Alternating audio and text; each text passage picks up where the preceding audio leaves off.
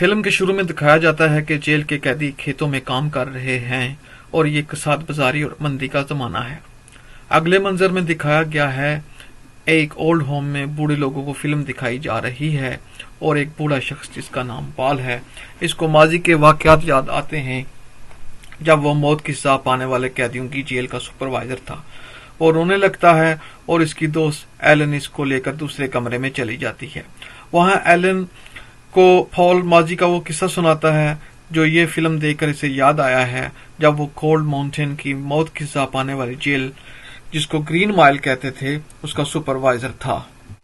Film में यह भी दिखाया गया है कि पॉल को यूरिन का इन्फेक्शन है और वो इसके लिए अद्वियात का इस्तेमाल करता रहता है। पॉल और इसके साथी गार्ड्स अपने कैदियों के साथ इज्जत और वकार के साथ पेश आते हैं क्योंकि वो समझते हैं कि वो किस बेपनाह नफसियाती दबाव में हैं।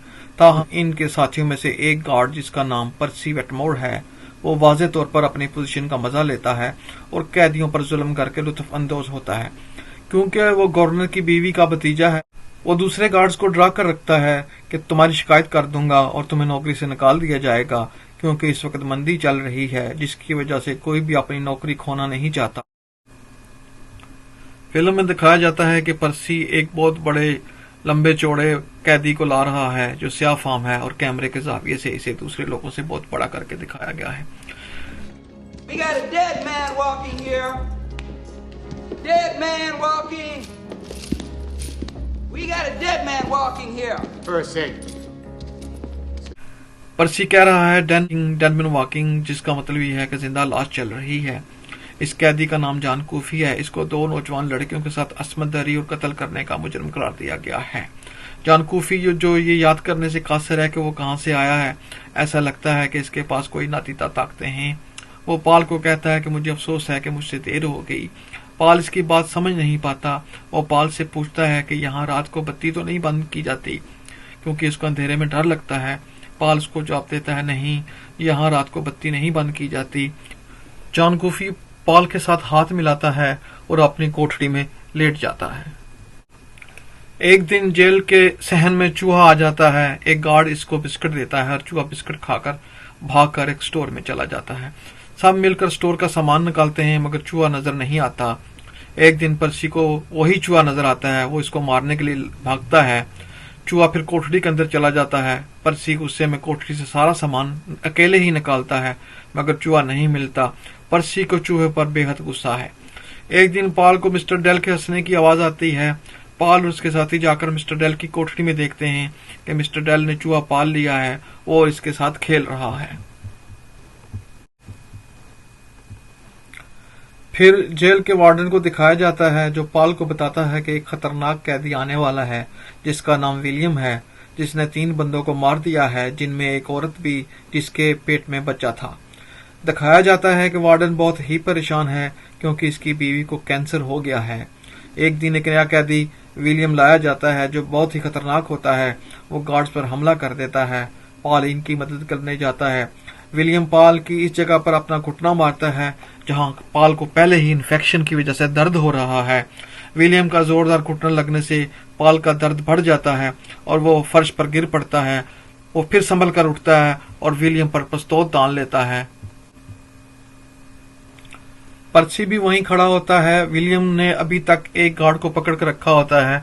पाल पर्सी को कहता है कि इसको मारो मगर पर्सी डर जाता है। एक और गार्ड आकर इसे डंडा लेकर विलियम के सर पर मारता है जिससे वो विलियम को काबू करके कोठरी में डालकर चले जाते हैं मगर पाल दर्द की वजह से फर्श पर लेट जाता है। जब वो उठता है तो जॉन कॉफी पाल को कहता है, मेरे करीब आओ, मुझे तुमसे काम है। पाल जैसे ही इसके करीब जाता है जॉन कॉफी इसकी तकलीफ वाली जगह को अपने हाथ से पकड़ लेता है।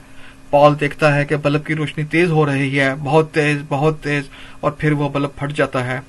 जॉन कॉफी कोठरी में बैठ जाता है और इसको खांसी आती है और इसके मुंह से काफी सारे काले जरासीम निकलकर हवा में फैल जाते हैं। पाल पूछता है कि तुमने मेरे साथ क्या किया।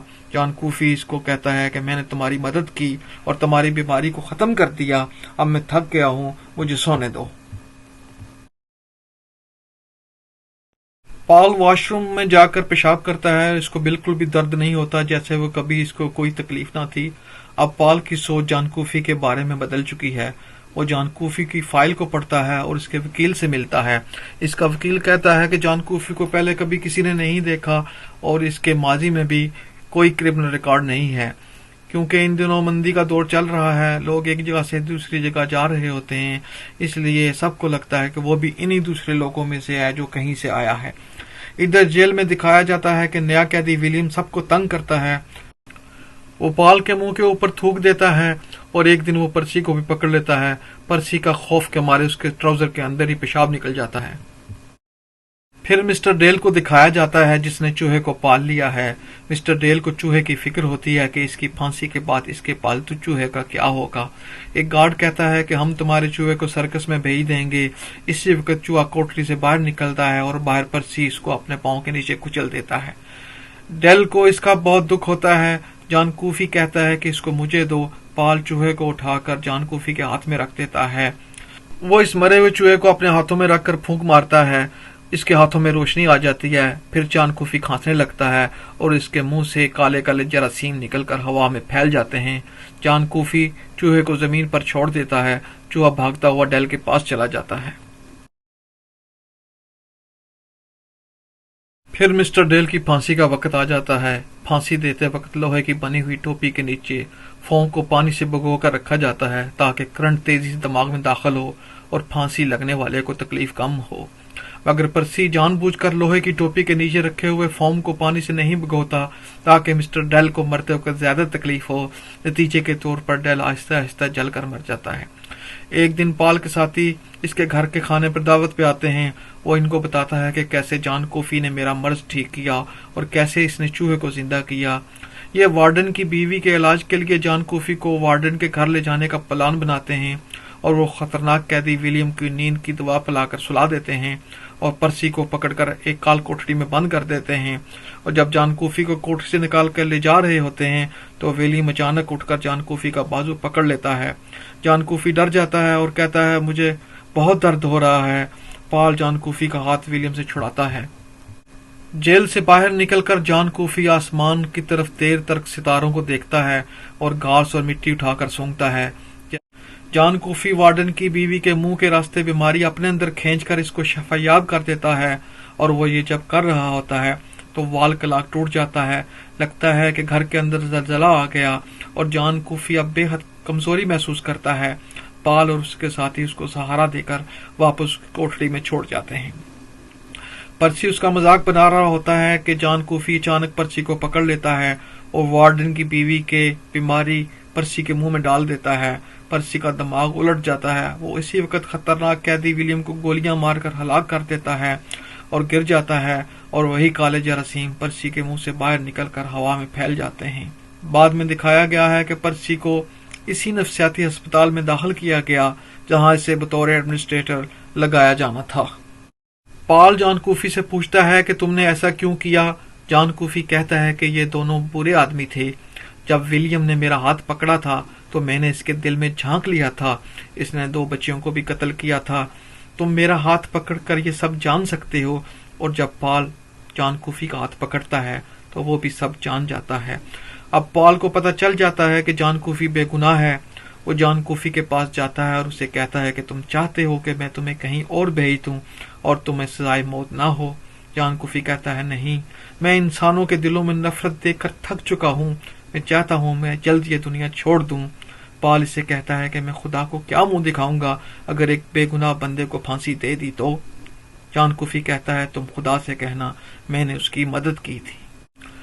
جان کوفی کا چہرہ کپڑے سے ڈھانپ دیا جاتا ہے تو وہ کہتا ہے کہ میرا چہرہ نہ ڈھانپو، مجھے اندھیرے سے ڈر لگتا ہے۔ اس کے چہرے سے کپڑا اٹھا لیا جاتا ہے۔ اس وقت جان کوفی ایک ہی لفظ بول رہا ہوتا ہے، یا خدا جنت، یا خدا جنت۔ اس وقت سب گارڈ رو رہے ہوتے ہیں کیونکہ وہ سب جانتے ہیں کہ وہ بے قصور ہے۔ پال اس کی موت کے آرڈر نہیں دے پاتا مگر مجبوراً اسے آرڈر دینا پڑتا ہے اور یوں ایک بے گناہ شخص کو پھانسی ہو جاتی۔ دکھایا جاتا ہے کہ یہ کہانی وہ اپنی دوست ایلن کو سنا رہا ہے۔ وہ اس کو بتاتا ہے کہ وہ آخری پھانسی کی سزا تھی جو اس نے دی۔ اس کے بعد اس کے سب ساتھیوں نے اپنا ٹرانسفر کروا لیا تھا۔ ایلن کو اس کہانی پر شک ہوتا ہے، اس لیے وہ اسے کہتا ہے آج تم بھی میرے ساتھ باہر چلو۔ وہ اسے مسٹر ڈیل کا چوہا بھی دکھاتا ہے جو 64 سال کے بعد بھی زندہ ہے، وہ کہتا ہے کہ ان سب کی عمر لمبی ہوتی ہے جن کو جان کوفی کے ذریعے شفا ملی۔ میں اپنے بیٹے، اپنی بیوی اور کئی رشتہ داروں کی موت کے بعد بھی ابھی تک زندہ ہوں۔ ایک دن تم بھی چلی جاؤ گی۔ اب میری عمر 108 سال ہو گئی ہے، شاید یہ میری سزا ہے۔ پھر دکھایا جاتا ہے کہ ایلن بھی مر جاتی ہے اور پال بستر پر لیٹ کر یہ سوچنے لگتا ہے کہ وہ پتہ نہیں کب تک زندہ رہے گا۔ یہ فلم 1999 میں ریلیز ہوئی اور اس کا بجٹ تھا $60 ملین۔ اس نے $286 ملین کا بزنس کیا۔ یہ فلم اگر آپ کو اچھی لگی ہے تو چینل سبسکرائب کیجیے۔